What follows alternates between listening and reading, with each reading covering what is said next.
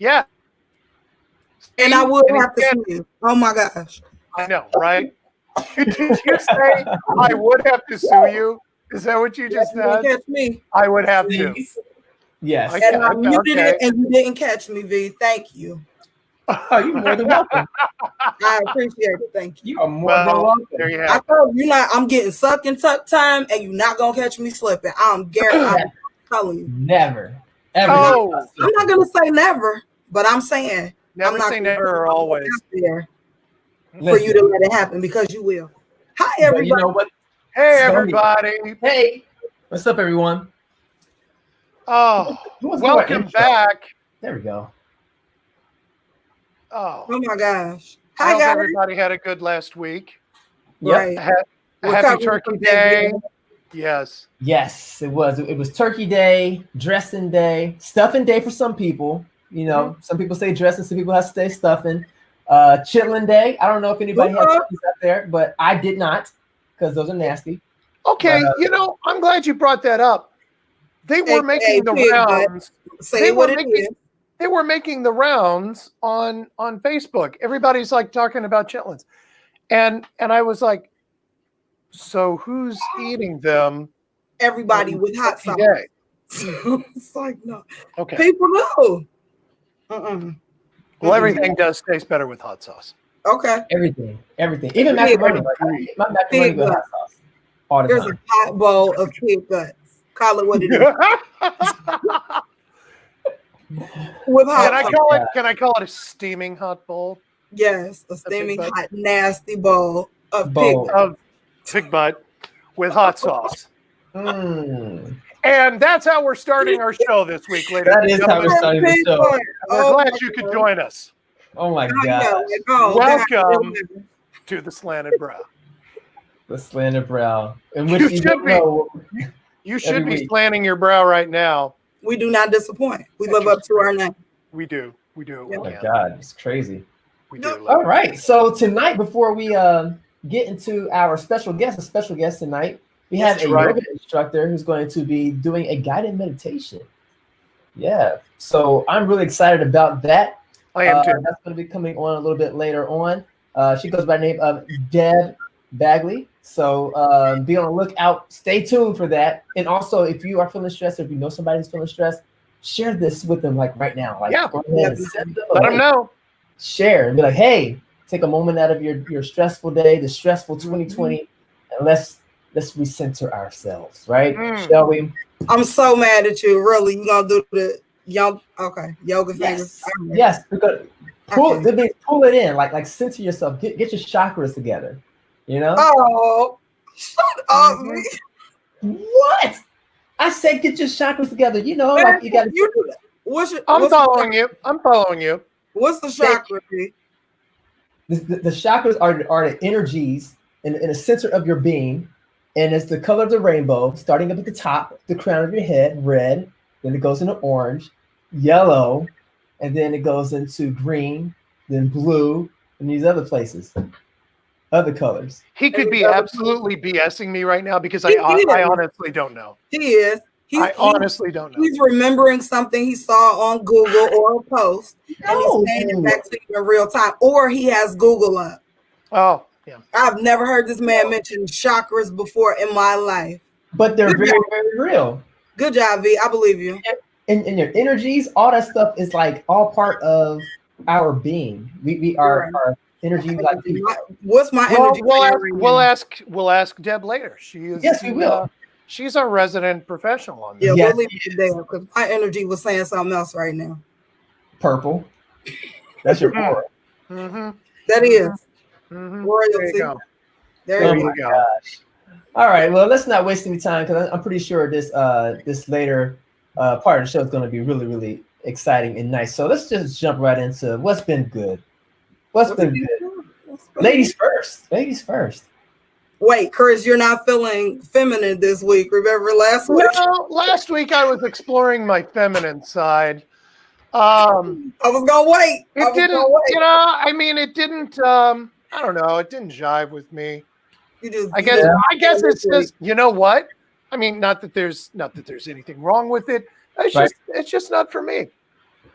This is like, not you full on testosterone right now because you got the Fearless shirt on, you know. I am. Well, that's going to be part of mine. So, but I'll nice.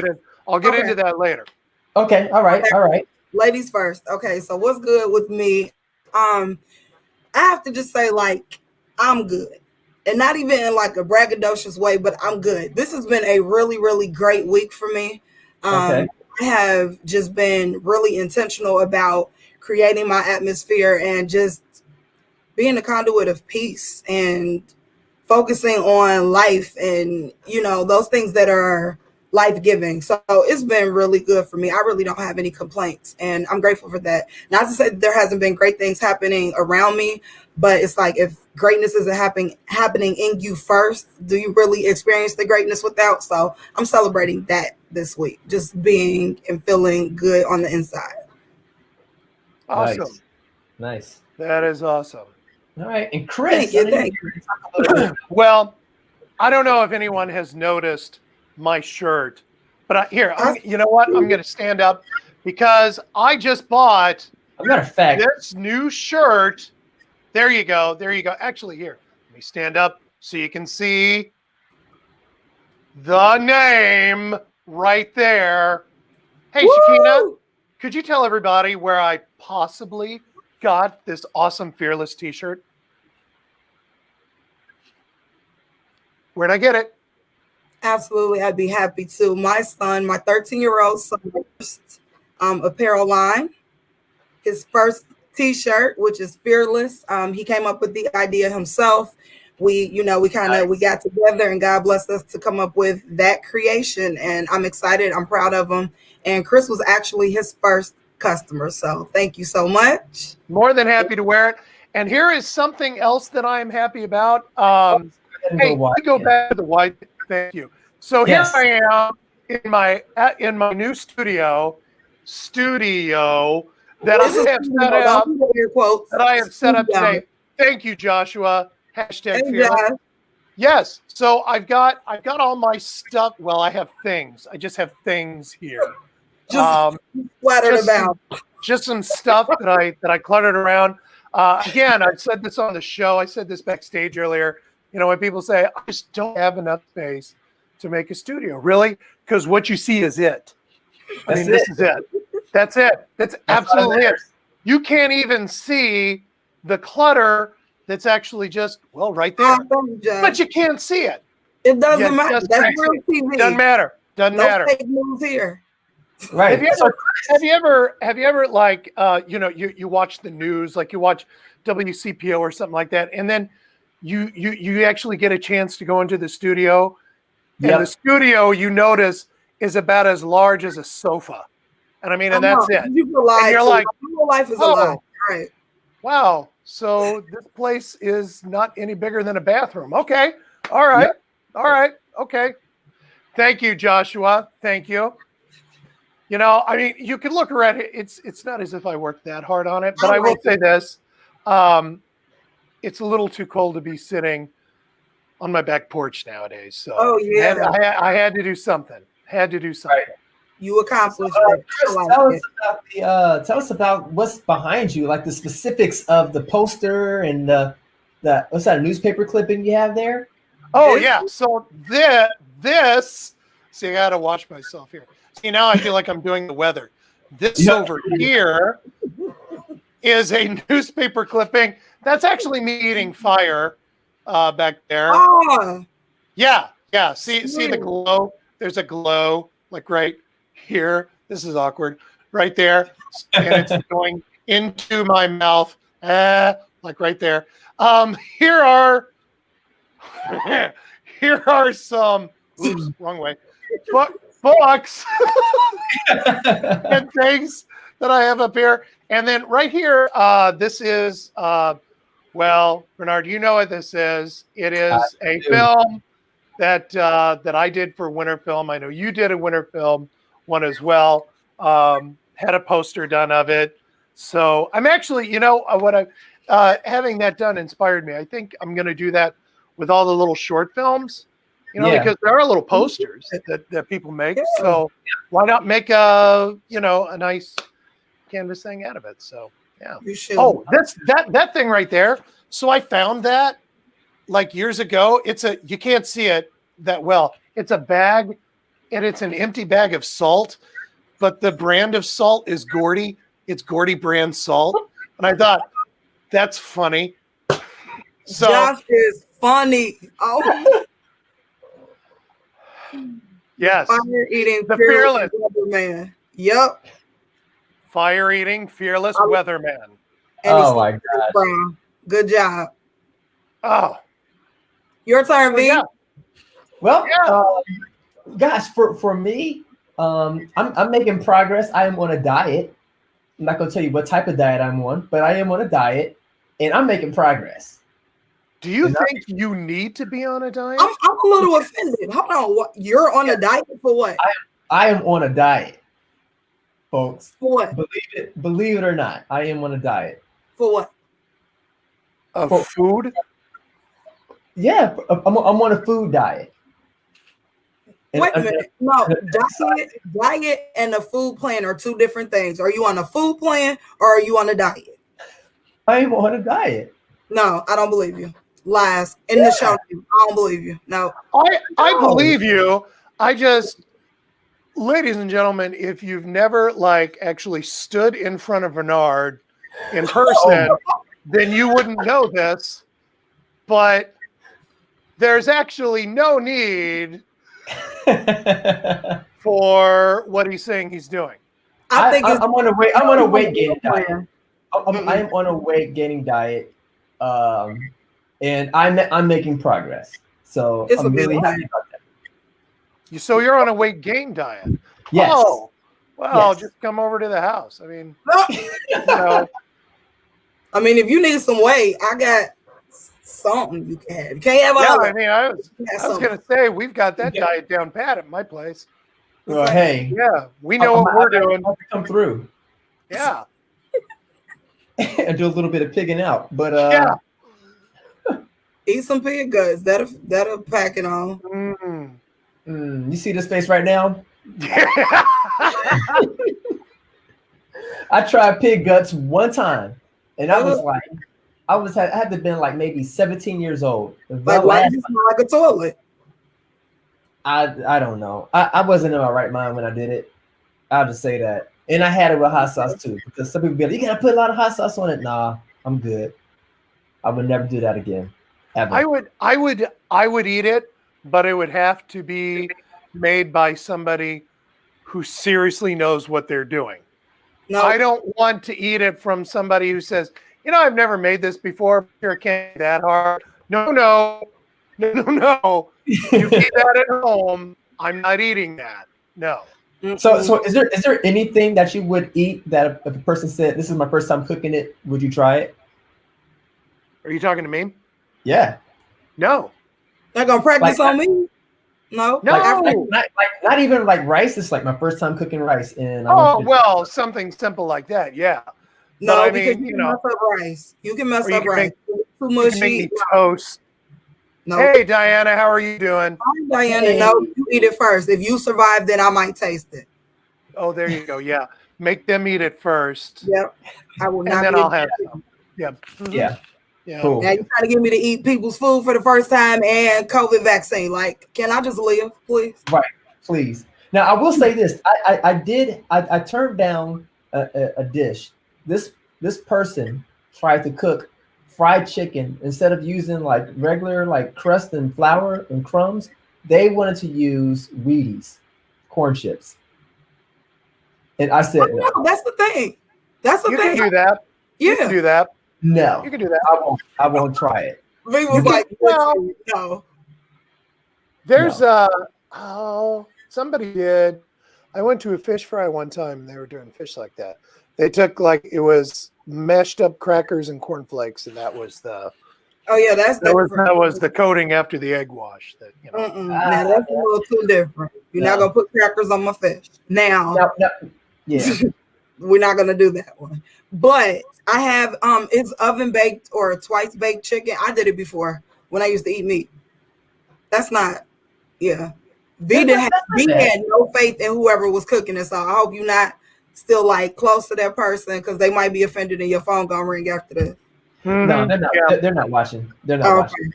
Okay. Yeah. That was major shade you just threw. Somebody. Yeah, I was gonna say. Yeah. Oh, this real close friend of mine made me this crap dinner, and man, I hated it. And they're always trying to give me food, and I don't know if they're watching or not, but dang, that was crappy. Yeah, you tried it. Yeah. Mm-hmm. We have to behave. We have company. I'm sorry. We do. Yeah, we do have company, and we're gonna jump right into that right now. So, Chris, you get in my yoga position. I'm gonna put this together. Make it happen. Introduction. So, I have been since last April. I have been practicing meditation since last April, and I had a few people that were encouraging me to do it. I was going through a lot of stress. I was going through a lot of anxiety last spring. A lot of people were. I was encouraged to give this a try. I started doing it. And I knew that just once or twice, I wasn't going to do anything. So I actually tried to keep up with it. And I was doing it every day, a couple minutes every day, turned into 5 minutes every day. I'm still doing it to this day right now. And I've got to say that my stress level and anxiety has, and I've got it. You never feel like you're totally under control. Whoever says that they're totally under control is lying, but it really does make me feel a heck of a lot better. It allows me to see things a lot clearer.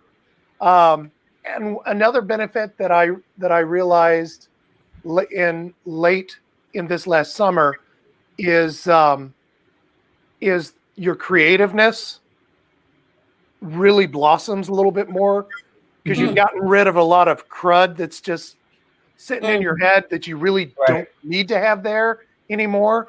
Just empty that space out, find some peace, and when your creative juices flow, it's even better. So our special guest tonight is Deb Bagley, who is a yoga instructor, and she also teaches meditation. She does teach a class over at the Evendale Cultural Arts Center that I know of. And tonight she's going to talk about meditation and what it can do for you. Ladies and gentlemen, Deb Bagley. Thank you. Yes. I wish you had some good music to bring you on stage, kind of like the Johnny Carson show. We don't have sponsorship yet. All right, yeah. But thank you for being on the show, right?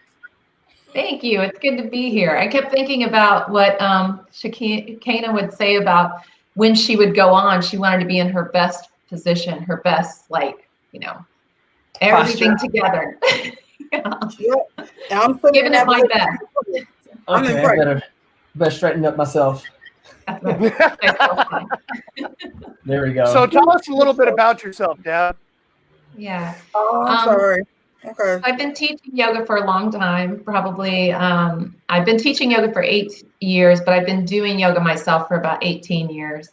And I really came into the practice more for the physical aspect of it. And when I decided to do a teacher training about 10 years in, it was really just to understand what it was about yoga that had resonated with me, why I felt like it had helped me emotionally, physically, spiritually. And when I finished my teacher training, I started teaching at Drishtik Yoga in Mason, and that's where I am currently teaching. And then I also do their teacher training. I'm part of the staff that trains new teachers. I'm one of the meditation teachers, but we do have a few of us that teach meditation. So right now, under COVID, we're doing most of the meditation. We have it in studio, but it's also virtual. So, and then I just finished, I'm actually in a 300-hour teacher training. So the way teacher training works is your base hours is 200. And then if you want to go on to add to that, it's about a 1.5-year program, another 300 hours of training. And I'll be finishing that the end of January. That training has been more about self-care, how to help people that have different types of physical situations, and help make meditation, breath work, and yoga accessible to them. I've been on the board of Project Yoga here in Cincinnati. So it's a philanthropic organization that brings yoga to underserved communities.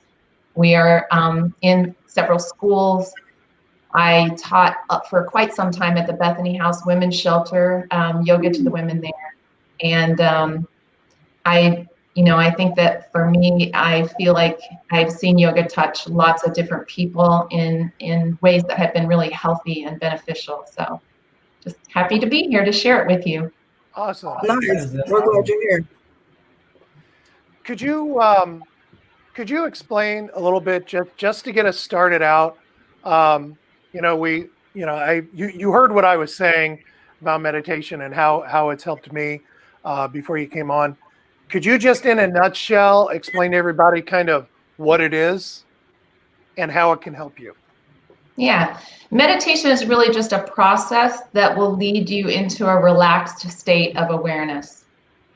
So a place where your body is relaxed, your breath is smooth and controlled to a degree, and then that elicits the relaxation response and allows you to kind of cultivate like a stable place where you can be without judging what's happening, but you're observing kind of those random thoughts of your mind. So it's really not about stopping the thoughts of the mind, because if we did that, we would be dead. But it's being able to sit in a place that would seem like it would be counterproductive. Yeah. If you died while you were doing it. Yeah. Okay. It's less about content. I just wanted to be clear on that one. Yeah. Okay. I'm sorry, Deb. Please go on. No, that's exactly. And that's what I thought for a long time. And so when I had my little, touch base with my teachers in my teacher training about 3 months in, and they said, "How's meditation going?" I said, "It's not."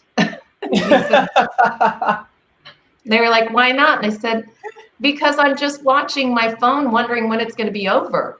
Like, save me someone." And I think that's one of the things that I talked about backstage when I asked you, Deb. I was like, for me, there was two things. Because yoga, for some, is just not something that we're culturally aware of, or it's not something that we do. They're like, "Oh, it's deep, it's spooky. No, don't do that." That's something that I've always heard. So that's one thing, one question. And then the other was just to the point where you said it's not about not thinking at all. That's what I thought. And so I thought I was doing it wrong when I sat down to try to do it, and all I could do was think. I was like, "Yep." So I messed this up. Whatever it was I was about to do, because I can't feel my mind. It's always going. So just to those 2 points, whatever you want to take a jab at first. Yeah. So it isn't even how you sit. So you don't have to sit cross-legged and look like you're floating above the ground. You don't have to do that. You can actually be walking outside in nature and have a very great experience of meditation. Okay. Yeah. So mindful of how your feet are touching the ground, maybe what you hear as you walk, everything that your eyes are taking in visually, even stopping to ponder, like maybe the bark of a tree or something like that. That's all in that realm of meditation and awareness of what's happening at the present moment. I think that it's really more important to think more about the process rather than the content. And so I like to use the analogy of tying the puppy to the post. So it's explain, please. Yeah. So when you train a puppy, you want to be really patient. You want to be consistent, and you want to help them to learn that discipline that they need to have. And so your mind is kind of like the puppy. The puppy's going to wander away, and you're going to very gently go, "Oh, you're over there exploring that. Can you come back over here where I'd like for you to be?" Okay. And that might be your breath. That might be what you're looking at. It might be what you're experiencing, maybe even through your 5 senses: the smell, the taste, the touch on the skin, what sounds you hear. Okay. So it sounds like to me, and I don't know, I'm kind of like jumping like into coaching a little bit, but it sounds like intentional focus on your being, and not so much what's going through your mind, because everything you think is not even, your thoughts necessarily. So it's like not even focusing on that traffic, but having intentional focus on yourself and just calming yourself or stilling yourself enough to be in touch with you. Is that right? Exactly. Okay. Mm. And whatever it is that you can use to kind of throw that anchor off the boat or tie that puppy to the post is what you come back to again and again and again. So where our mind is going to wander, that is the process. The meditation becomes when you notice that the mind has wandered, or you're off in this little conversation, and then you bring it back. That is the process of meditation. It brings so many benefits. And Chris Chris kind of hit on one of those. He said something about how it's affected his creativity. Yes. Yeah. So not only does it help with creativity, but mental clarity and focus. That was something that happened for me. I started to feel like I was more focused in my thoughts. I was a little clearer. And I noticed it more like on the side of when I didn't do the practice. I was all over the place. So I learned it that way versus the other way. But it also has some really great benefits for your immune system, for your heart rate, because maybe you'll experience it when we have our little chance tonight to go through a breath awareness practice, but it'll slow the heart rate down, which helps to reduce the cortisol and the adrenaline that build up in our body in that flight or fight response. And so there's so many really healthy benefits, and those are being looked at by science today, and even through MRI brain imaging to see people's brains actually changing, which is something we had to learn.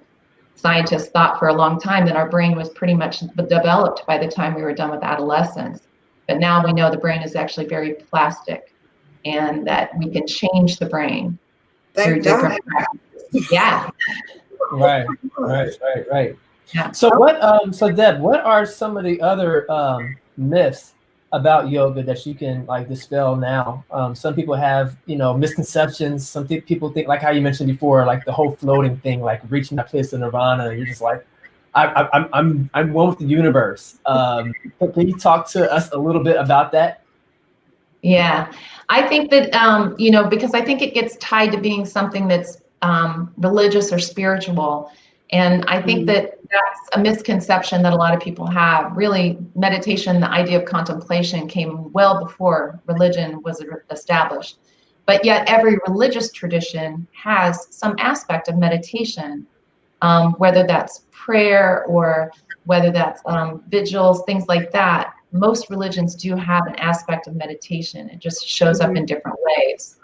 But meditation itself, actually, the root to that is meditatum. It's a Latin word. It actually means to ponder. So when you think about contemplation, about something bigger than ourselves, that's sometimes why I think it gets that connotation of being something religious or spiritual.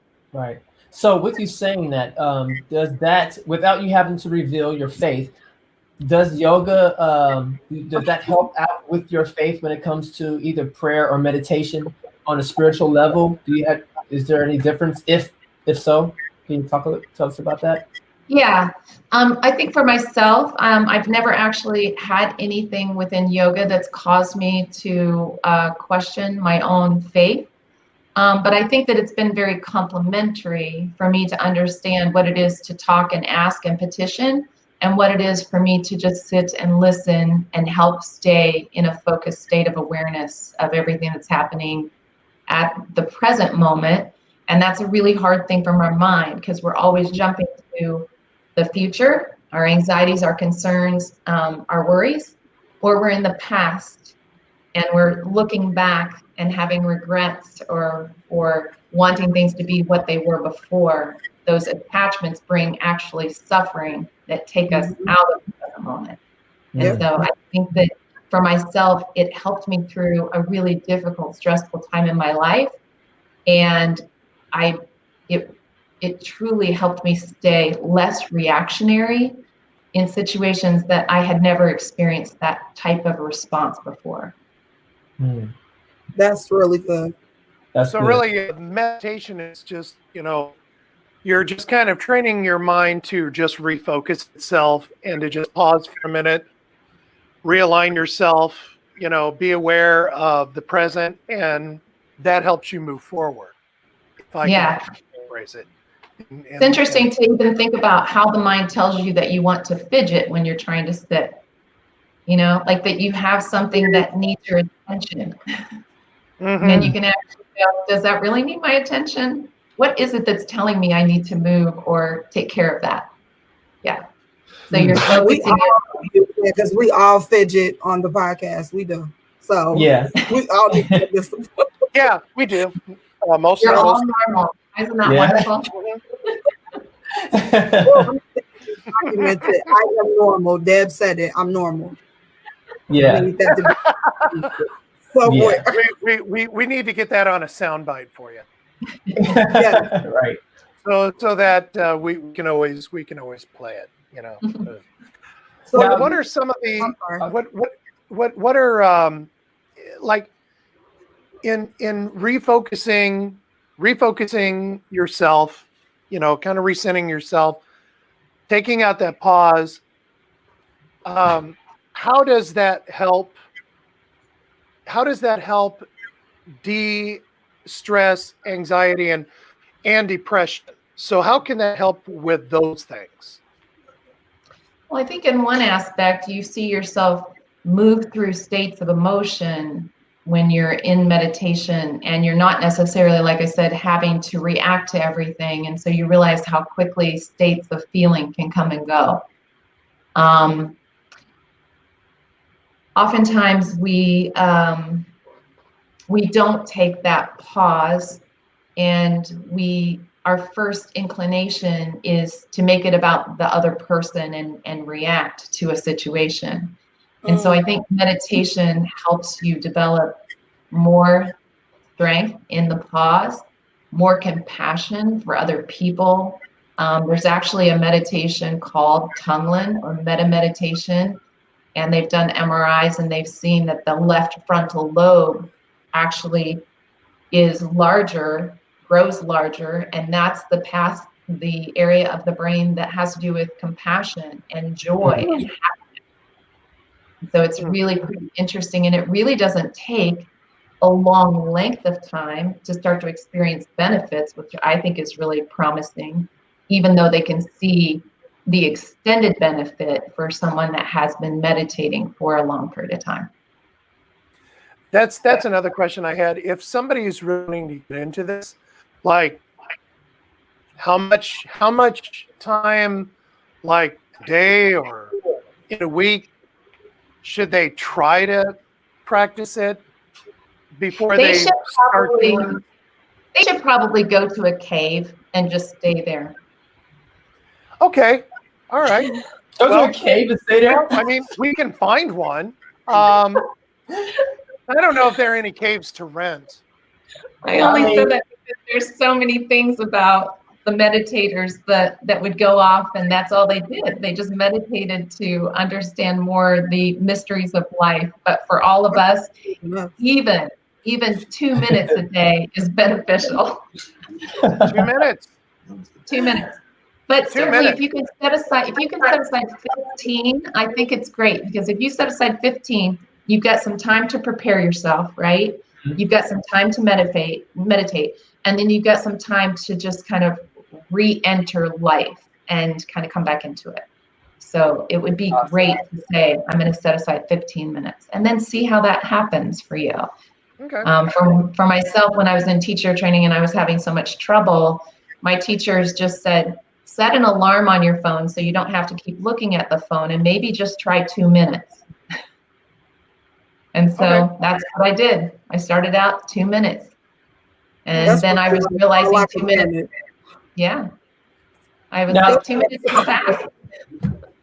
Now, 2 minutes is all it took. Are you at another time? Like, you started at 2 minutes. Now, do you go into meditation knowing how much time you need, or is it just however you just go in just at random? You just stop. Yeah. I can do it at random unless I know that I have to be finished at a certain point in time because I have another commitment. If that's the case, then I'll set a timer. Okay. We have a question here from B Plus Recaps. He says and asks, does she have any thoughts on adult ADD or the potential of meditation assisting with it? Asking for a friend. Wink. Yeah. Well, I do think that it definitely can benefit someone that maybe has trouble with distracted thoughts. And again, it's not a success or fail. Anyone can do it, and there's not really a right or a wrong way to do it. There are techniques for sure, and there are lots of different types of meditation that you might find you gravitate toward or are easier for you to drop into.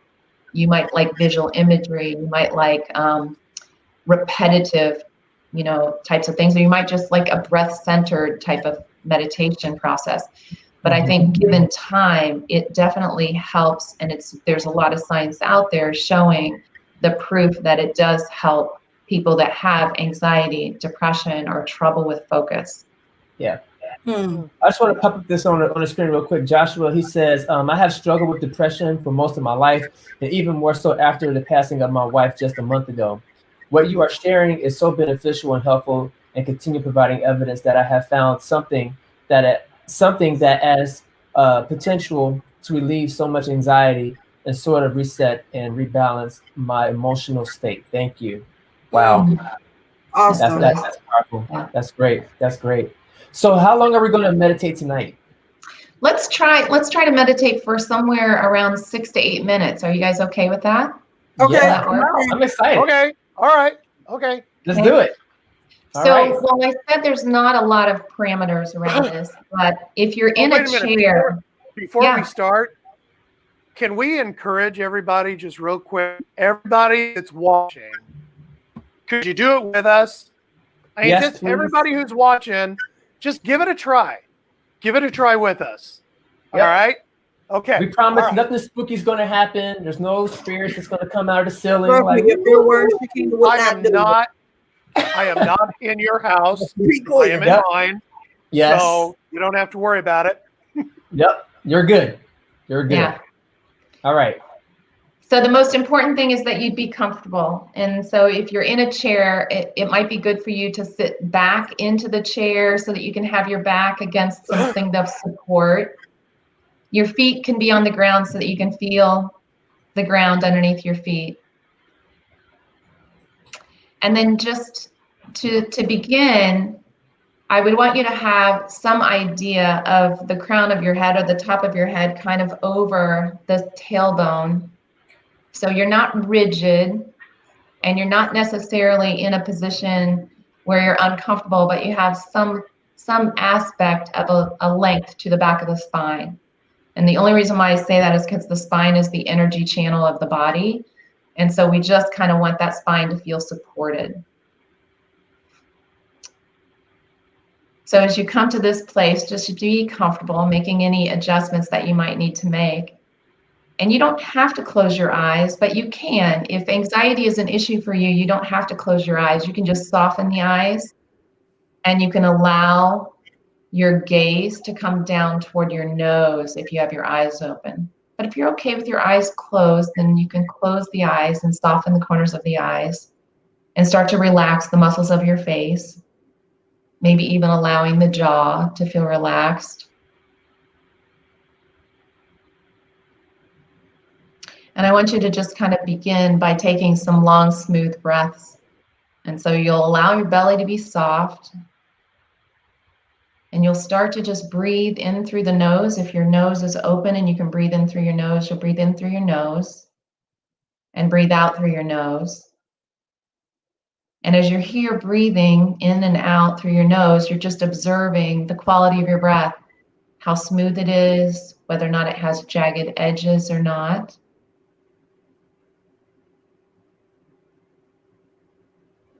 You're simply drawing the breath in and drawing the breath out.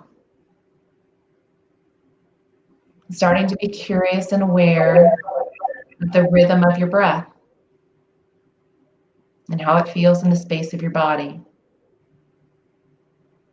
And you might even, as you breathe in, sense that you're bringing in some sense of well-being and strength to the mind and to the body.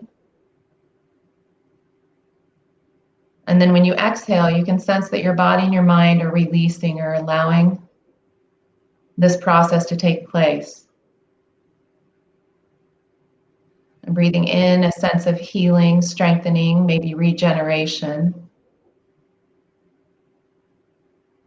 And as you feel the exhale come, a quality of release and surrender. So just being mindful that you're just breathing in and you're breathing out.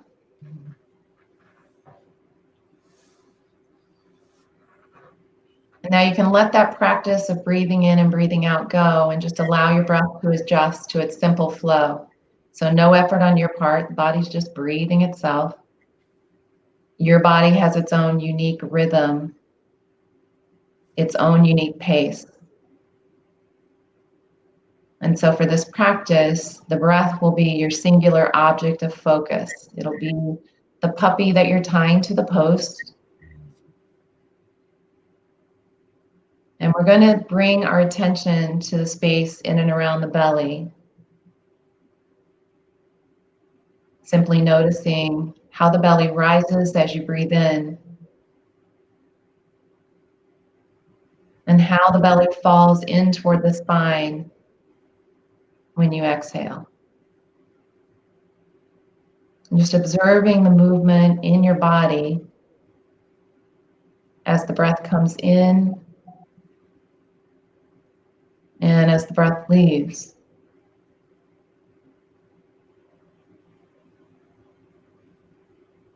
Noticing it moving away from the spine on inhale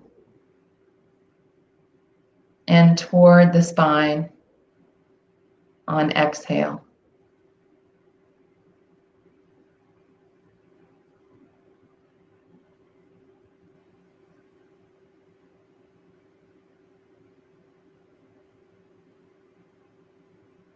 So here you're no longer shaping your breath, but you're just allowing the body to breathe itself as you remain aware and curious about your breath.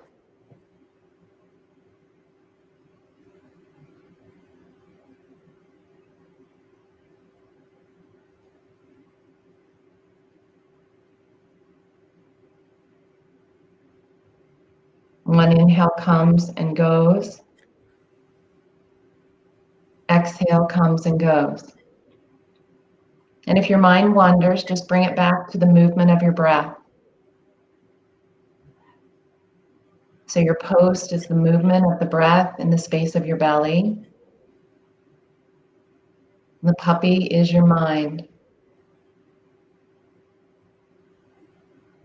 You allow the mind to continue to rest on the movement of the breath. And each time the mind wanders, you simply bring it back gently. No judgment.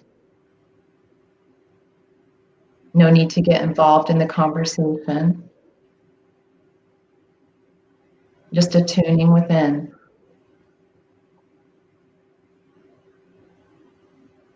For some of us, it helps to have something that we can say. Breathing in, I know I'm breathing in. Breathing out, I know I'm breathing out. Can you allow those words to help you?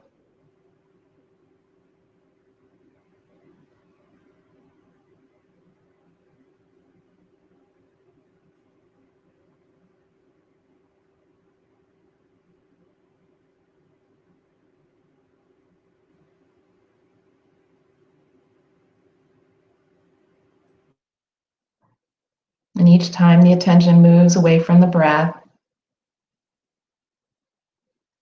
it might be something that you're distracted by, something bothering you, something worrying you.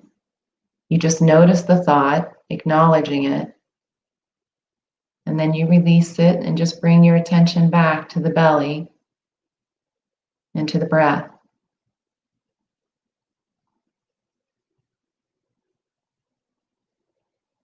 Knowing that that is the present moment.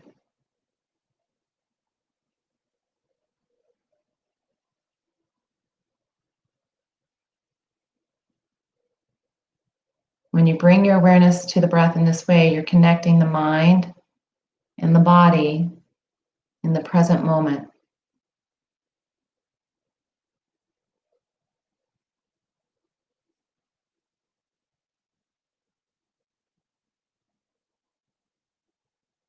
The word for breath and the word for spirit in many languages is the same. So bringing your awareness to your breath connects the mind, the body, and the spirit in this moment.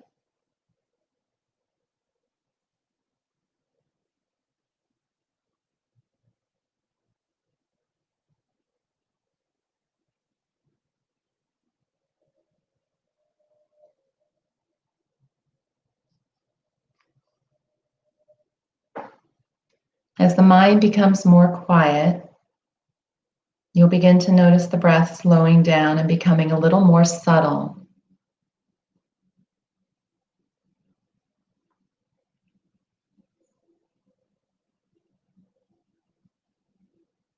As your mind becomes a little more focused, the breath becomes more balanced and even.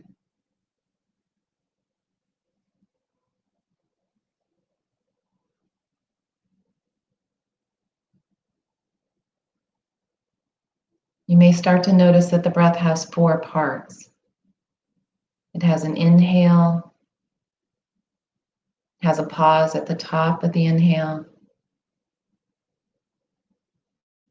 has an exhale,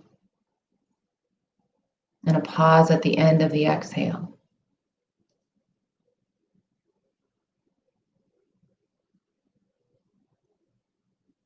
You may be able to sense as though you're being drawn into the moment that's between the breaths, that pause. It's so brief.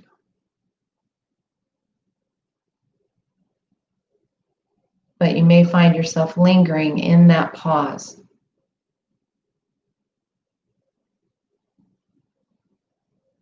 Sometimes that pause is the moment between thoughts.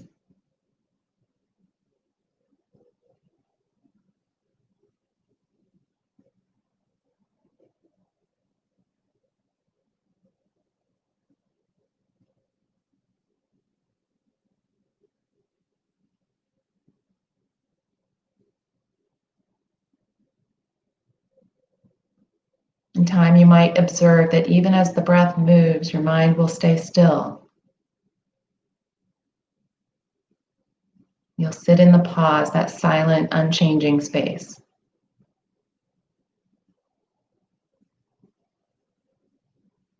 When you linger there, you may feel a little bit of peace within.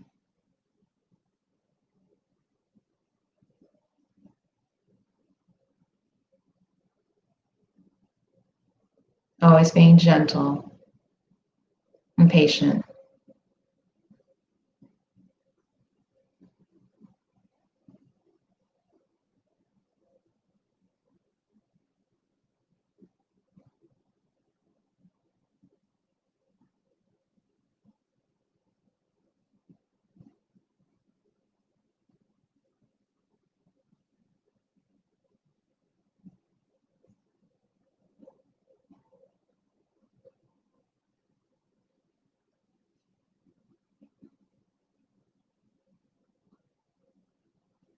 As we bring the meditation to an end, just take a moment here to pause and notice how you feel. Body, your mind, the spirit. You can take this moment to offer gratitude for just taking time for stillness. And then you can slowly kind of bring yourself back out. You can drop your chin toward your chest and start to open up your eyes if you close them. Start to become aware of the room that you're in and your space. And notice how you feel.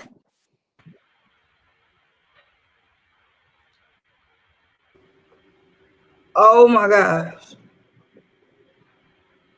I always feel relaxed. That was a moment of absolute peace. Like there was such a stillness in my entire atmosphere.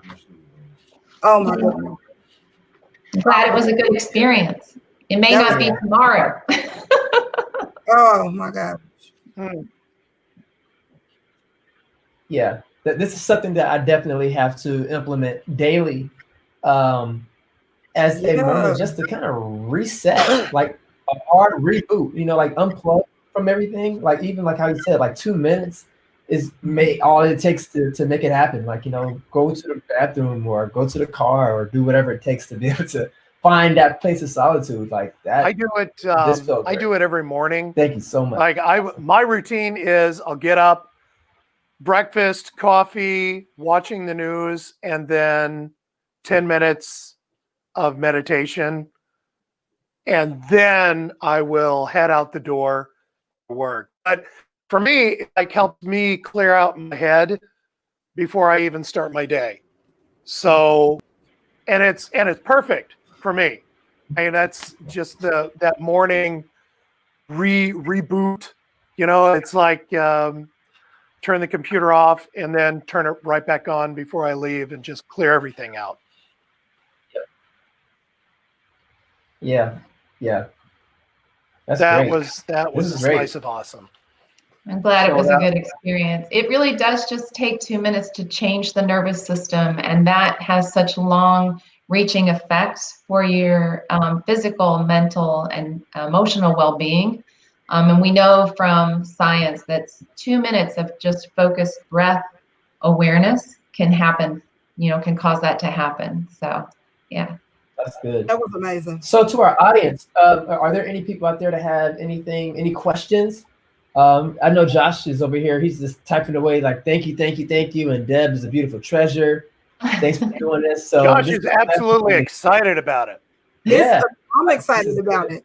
Seriously. Yeah, me too. Like doing that is just a reset, like you said, for just your mental health.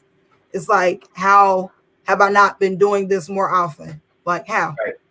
Yeah. Well, and I think there's so many tools out there. You just kind of have to find that voice, that tool that's going to work for you, whatever that meditation is, whether it's open awareness meditation or where it's focused meditation, where someone's talking to you most of the time. Those are different than transcendental meditation. So transcendental meditation is a style of meditation that's just like you have a teacher and it's more focused on a word, kind of like I gave you, I'm breathing in, I'm breathing out, that type of thing. A lot of times is connected to TM meditation, but you can find a vast amount of different styles and techniques. You just have to find what works for you. And that may change at some point in time. You may start in a particular style and then you may move to something else. And so you just kind of have to allow that process to evolve, find what works. Amazing. Well, so Deb, for any of our viewers who just meditated with us, which by the way, thank you for meditating with us. But then too, is this something that you do like on video for people as well? Is this something that this is part of what you do? And if so, if somebody's interested in talking to you personally about it, how can they get a hold of you? Yeah. So I don't necessarily do a lot of self-promotion because I represent a studio. We have a virtual library and I have tapes and videos on that virtual library, and people can access just the virtual library for as little as, I think it's like $10.95 a month or something like that. But I think that, yeah, it's relatively inexpensive. But I think that what do I want to say here? I just think you can say whatever you want on the Slanted Brow Show. Yeah, anything. We're not going to judge you. We've all all three of us pretty much said whatever we want. Yeah. So you can just belch it on out, Deb. Just let us know what your thoughts are. I'd like for it to be about selling meditation to everyone out there instead of selling myself to everyone out there. So if I would love to encourage people to find the practice that works for them. And certainly I'm open to guiding along that way as well. Anything that I can do. Yeah. But not necessarily to self-promote. but I'm glad it was positive. Definitely. Awesome. It's amazing. Man, that was absolutely amazing. So I know Joshua probably meditated with us from listening to him. B+, I don't know if you did or not, Diane, but man, I'm telling you what, just doing that every morning, like I said, since April, has helped me out like immensely. So I hope it helps all of you out there as well. Yeah. Yeah, Well there's said. so many stresses right now that anything that we can do that brings a sense of calm and peace, and reminds us that it's there within us is a helpful practice. Yep. Absolutely. Mm-hmm. Absolutely. This was good. Do you guys have any more questions? Or even comments? We'll go ahead and throw it up on the screen. Throw us a comment. We can take it. Yep. Even if it's positive and negative. Oh, there you go. Okay. Yeah, Joshua was with us the whole way. And, Look, he gave you an A+. No, really, like, it was really good. Like I have a guest in my office in my little studio right now, and he did the meditation with us. And so I don't know if you saw, like I kind of looked over to the side. I'm like, "Are you asleep?" No, he was just like, he literally was like, "It's just absolute peace." So it was an amazing moment. It really was. Yeah, I think it's great if kids can be introduced to meditation. There's a lot of great apps that like tell stories like the wishing tree and the flying carpet and things like that you can do for kids that help them immensely as well. So not to exclude young ones from the benefits, because I think the sooner that they learn, the more apt they are to carry it through their life and to see that benefit. I actually do have one more question, and I know we're running thin on time, but I do have one more question. Shekinah had just mentioned like a second ago, she didn't know if he was falling asleep or not. And I've actually heard but I mean that's serious. So I've actually heard some people tell me, "Oh, I can't close my eyes for an extended amount of time. I'm just going to fall asleep." So what advice do you have to people who are saying that? Because I've actually heard that as an argument. Yeah. So a lot of times I say, then try to assume a posture that may keep you in a state of being awake. That's helpful. And then know sometimes that, like I also do a lot of yoga nidra, which is a different type of meditation. It's much longer, but it equates to sleep actually. So you can do, it's me talking most of the time. You're going through stages of relaxation in yoga nidra. It's a yogic sleep type of practice. You're right in the middle of being awake and being asleep. It's kind of like the la la land where you're almost dozing off. But for those that are meditating and falling asleep, it's just better for them to sit up maybe and try that posture versus lying down in a posture or being really relaxed on the couch where they might fall asleep. Yeah. Okay. But sometimes I lied. Tired. I lied to you. That was not the last question. Joshua has a question. Let's put it up on the screen. He says, "I actually experienced my sinuses being opened and relieved from a lot of pressure during this. Is that something that normally happens?" Yeah, there's an interesting phenomena. If you're really stuffy, you can just imagine yourself breathing in and out through your nose, and the nose can sometimes open as a result of that. It's pretty interesting. Yeah. Ooh. I can get into some really weird stuff. I did want to insert, like I said, I have a guest off camera, but the point that you made about introducing this to children now and how it will help them be more, they'll be more adaptive within the world that they're a part of, right? Because the world is really outside of our control. But if we learn how to, I think ideally what it is that we experience the world, but what's going on in the world doesn't have to become our experience, right? So if we learn how to centralize, is the word he used, and know how to center themselves at a younger age, they'll be more well-rounded and healthy overall, as they continue to develop. Yeah, if we take care of ourselves individually and we understand transformation within ourselves, then we have the potential to transform the collective. Yep. Yeah. Yep. That's Yeah. That is awesome. And Joshua, I saw your last thing. We love you too. Oh my gosh. He said he is a squishy pile of emotions. No, he is not. He is one of the most. Oh my gosh. His expression is so beautiful. He paints pictures with his words. Yeah, literally. I love how he expresses himself. And we love you too, Joshua. Yes. Yes. All right. Yes. Yeah. Well, I don't think we should. This has been awesome. Yes. And Deb, I know that we're keeping you right now. So we'll stop. But man, thank you. Thank you so much for coming on the show and sharing your time with us. And this was an awesome show. It was. I really enjoyed it. Oh, do you know what Deb gets to experience now? Oh gosh. The screen. She gets to experience the screen. The screen of death.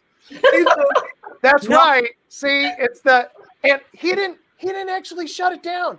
Look, it's still we're live. See? Here's the thing. This is how we know Deb family. She got the screen just like we did. That's right. I got it. You know, Deb, you got to watch what you say because your mic is still hot. You know. Yeah. So these are things we had to learn. We were on a curve at the beginning. I'll just say that. You know, we didn't know. I mean, he could turn this off at any time.